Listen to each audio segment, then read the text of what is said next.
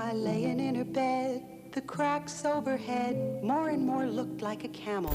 Hey, Patrick, how about a glass of delicious, creamy chocolate milk? Oh, yummy! I love chocolate milk! And it's good for you. Wasn't their part a pretty spring day? Everything's coming up spring. Se tem um tema que eu sou completamente apaixonado e fissurado pela internet, esse tema é com certeza Lost Media. Para você que viveu numa caverna nos últimos anos e não sabe o que eu tô falando, Lost Media é um termo usado para mídias que não foram encontradas ou sequer têm existência confirmada. Pode ser um filme, quadrinho, episódio, anime ou até gravações de televisão. E existem vários motivos para uma mídia ser perdida. Seja pela má conservação dela ou ela ter ido no ar uma vez e não conseguiram preservar ela. Ela também pode ter sido cancelada e não mostrada para o grande público, ou pode ter um motivo muito perturbador por trás dela. E é isso que me fascina nesse tópico. O fato de existir coisas que a gente nunca vai poder ver é extremamente fascinante e faz você querer ir atrás daquela mídia que pode ter uma história muito fascinante sobre. É por isso que eu venho aqui mostrar um pouco do meu amor por Lost Media nessa série que possivelmente eu vou fazer, mostrando para vocês casos estranhos de Lost Media.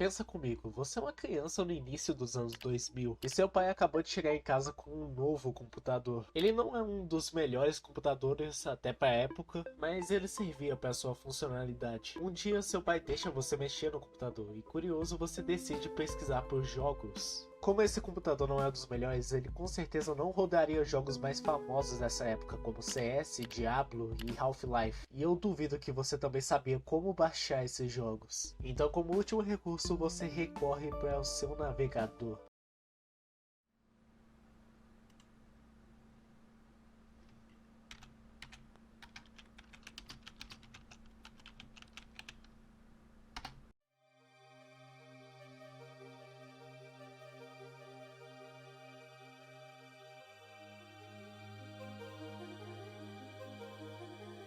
Eu acho que eu acabei de descrever a infância da maioria que me assiste aqui. É quase um evento canônico para qualquer pessoa. Sites como Fiverr, Clique Jogos e aquele 365 Jogos e vários outros por aí, hospedavam jogos que com certeza você já jogou uma vez na sua vida, pelo menos. E a principal coisa que faz todos esses jogos terem algo em comum é que todos eles foram feitos usando o Flash, que era um software feito pela Adobe, que depois de muito tempo foi desativado pela própria. Mas o foco aqui não é esse. Porque no final dos anos 90 surgiu um software no site que também hospedava jogos de navegador. E com o passar do tempo o site foi desativado e os jogos foram perdidos com o tempo. E eu estou falando do 3D Groove Games. O 3D Groove foi lançado em 1998 e desenvolvido pela Groove Alliance. E diferente do Flash, onde os jogos eram feitos por criadores diferentes sem ganhar um centavo pelo seu trabalho, os jogos do 3D Groove eram feitos pela própria empresa. E feito principalmente com o intuito de anunciar marcas e desenhos famosos, como a marca Pringles e desenhos como as meninas superpoderosas. E outra diferença dos jogos de Flash é que os jogos do 3D Groove eram principalmente em 3D, como o nome diz. E eu tenho que falar que é bem impressionante esses gráficos na época, principalmente pensando que esses jogos rodavam no navegador, numa época onde a gente não tinha tanta tecnologia assim para fazer esse tipo de coisa. A história do 3D Groove começa com um desenvolvedor, Julius Urbach, que antes de fundar a empresa trabalhou num jogo chamado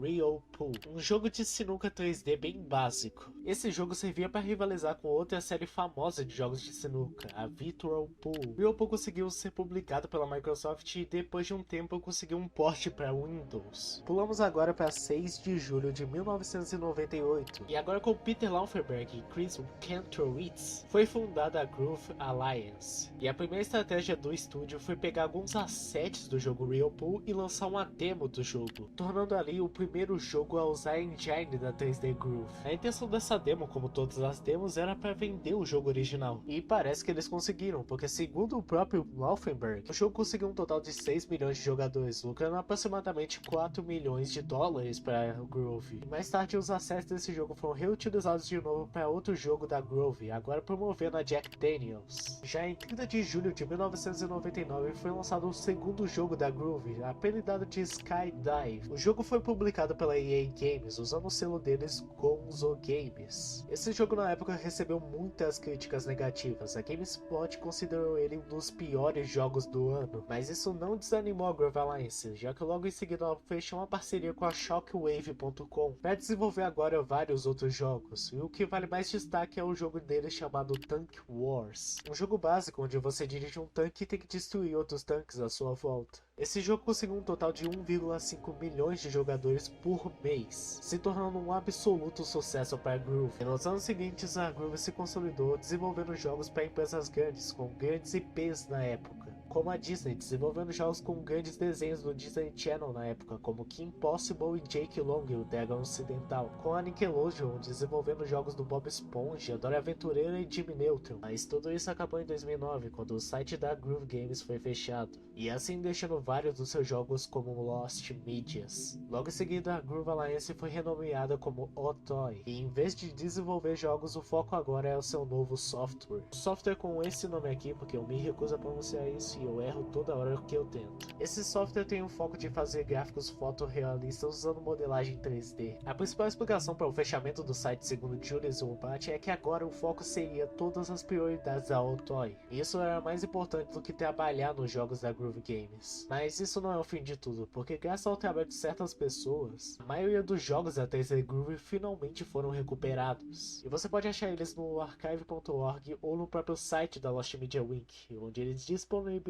uma pasta. Mas a busca ainda não acabou, porque vários jogos ainda estão perdidos com o tempo.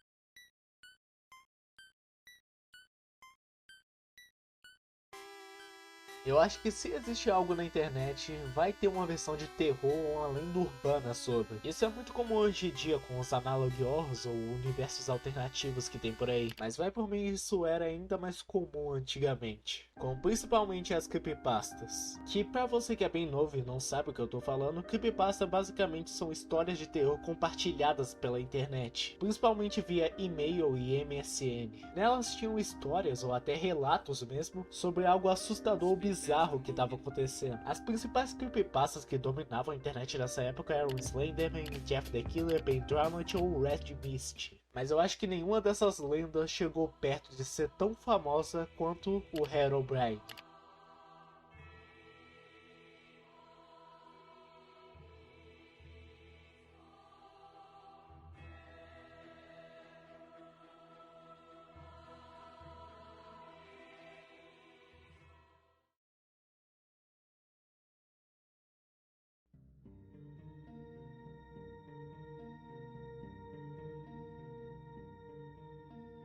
Surgido originalmente num post do 4chan, publicado por um anônimo, a história fala do próprio usuário que acabou se deparando com a entidade que parece o Steve com olhos brancos, enquanto ele estava jogando Minecraft no single player, então não tinha como aquilo ser outro jogador, e dali a entidade começou a perturbar ele, construindo túneis 2x2 que não levavam a lugar nenhum, florestas que tiveram suas folhas cortadas, tochas normais sendo substituídas por tochas de redstone e muito mais coisas assustadoras estavam acontecendo. E esse simples post mudou a comunidade de Minecraft na época, porque dali começou a surgir mais e mais relatos, youtubers tentando ir atrás da lenda, mods foram criados, séries foram feitas falando da lenda do Herobrine. Em todo lugar que você ia na internet, o Herobrine estava por lá. O Herobrine estava tão grande que até o próprio Notch e a Mojang tiveram que se pronunciar, mas além do próprio post no 4chan, teve uma live stream que fez essa lenda estourar.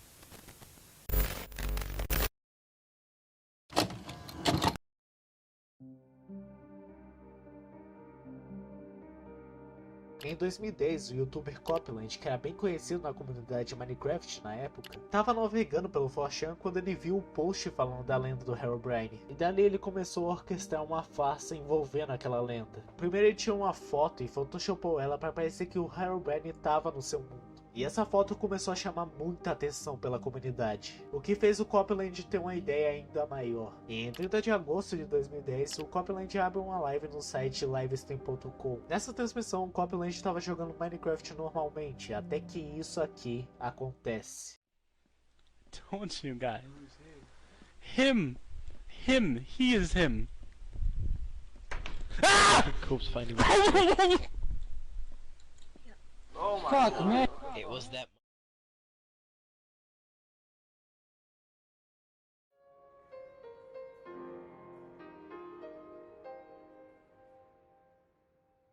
E depois disso, o Copland fechou a live e foi correndo pro 4chan postar o link dela, mostrando o que havia acontecido, e esse post simplesmente explodiu, com várias pessoas comentando sobre, e levando esse post como uma prova real que Herobrine existe. Mas hoje em dia dá pra ver que isso não passa de uma mentira, já que o tal Herobrine é na verdade uma pintura modificada, mas isso na época foi levado muito a sério. Bom, tudo seguiu bem, a transmissão ficou muito tempo no ar no livestream.com, até que um dia ela não conseguiu ser mais acessada.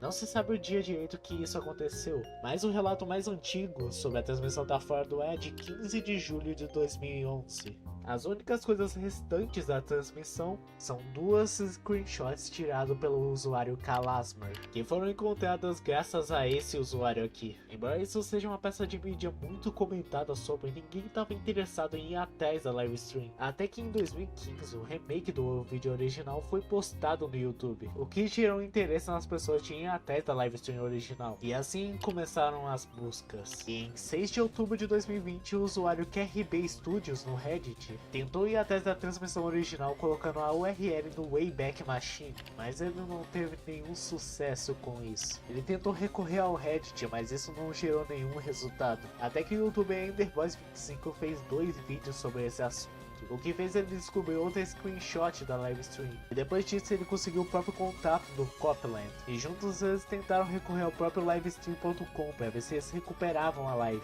Mas o problema é que os dados da livestream foram excluídos completamente do servidor, que deixou muita gente que estava procurando a live sem esperança que um dia ela fosse encontrada. Até o dia 14 de julho de 2024, quando o youtuber Blameyton Jorge postou um vídeo documentando toda a trajetória dessa busca, que fez em 15 de julho de 2024, aquele usuário anterior achasse a livestream completa. Segundo ele havia baixado aquela livestream antes, mas só soube que ela estava perdida graças ao vídeo do Blame, o que fez finalmente essa busca fosse acabada.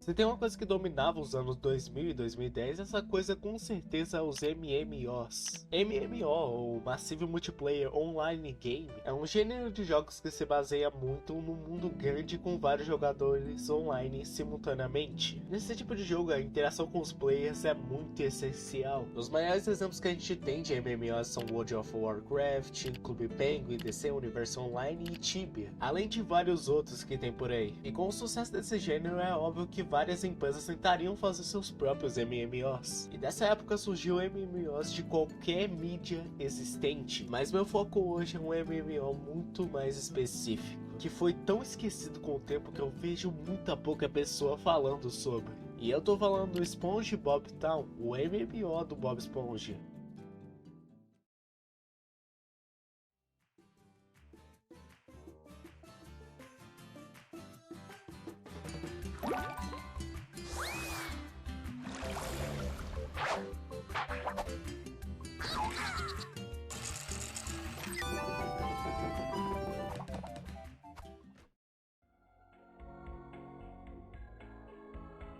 SpongeBob Town, ou só Bob Esponja Online, é um jogo MMO desenvolvido pela Blue Ark Global, uma empresa que tem quase registro nenhum na internet. Ela não tem página na Wikipedia e do pouco que sabemos ela trabalhou em jogos posteriores do Bob Esponja, como o Bob Esponja Game Station, um jogo runner do Bob Esponja, como se fosse um Subway Surfers ou um Temple Run. SpongeBob Town foi publicado pela Giga Media Limited, em parceria com a Nickelodeon. A premissa do jogo, segundo o site da Blue Ark, é o seguinte: o esquema obscuro do prefeito colocou a cidade Plankton em risco, e uma grande explosão, o seu siriguejo, vendo a grande oportunidade de dinheiro, reúne pessoas para um negócio de reconstrução. Bob Esponja Online traz um mundo de Bob Esponja para uma experiência de jogo MMO, em uma plataforma social onde muitos jogadores podem interagir uns com os outros, enquanto aproveitam diversos jogos juntos. A história desse jogo começa por volta de 2005, quando rumores surgiram falando que a Nickelodeon estava com a possibilidade de fazer um jogo MMO do Bob Esponja, e muitas pessoas na época acharam essa notícia muito boa,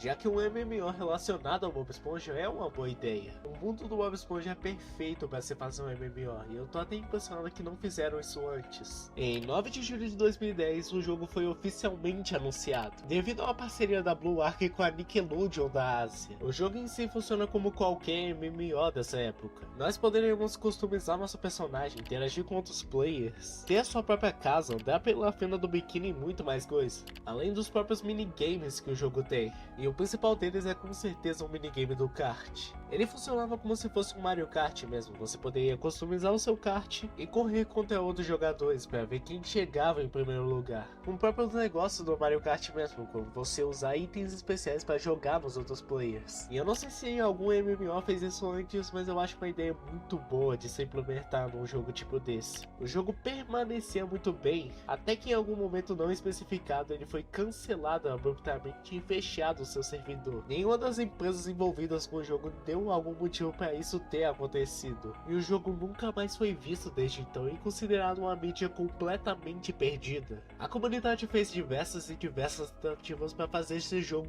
continuar vivo, como já fizeram com outros MMOs que foram perdidos com o tempo, mas nenhum resquício para fazer um servidor pirata foi encontrado. As únicas coisas que sobraram desse jogo foram algumas artes conceituais e vídeos do Ultimate SpongeBob 11, mas isso ainda não é o fim da busca, já que em 2019 um server do Discord focado nessa busca foi criado. E realmente, se vocês puderem, entrem no server do Discord que tá no Lost Media Week e ajudem nessa busca. Eu acho esse tópico super interessante de se comentar, e eu acho realmente que esse jogo devia ser encontrado. E eu realmente tenho esperança que um dia ele realmente vai ser achado.